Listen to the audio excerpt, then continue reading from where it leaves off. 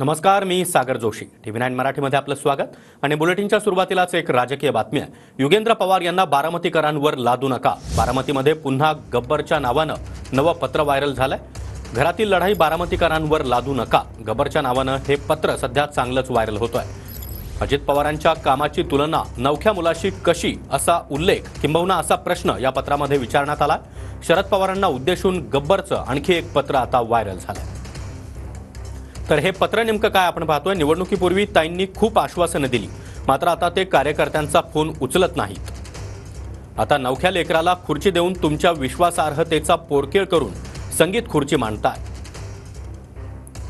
दलित मुस्लिमांमध्ये खोटं आणि भीतीचं, धार्मिक तेढाचं वातावरण पसरवून संभ्रम निर्माण करत आहात.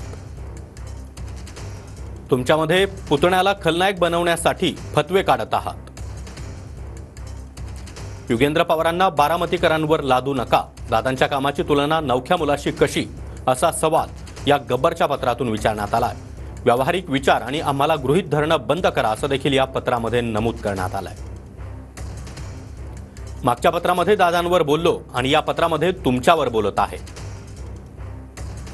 जे खरं आहे ते मी बोलणारच, आपलाच गब्बर. तर शरद पवारांना उद्देशून हे नवीन पत्र आता चांगलंच व्हायरल होत आहे.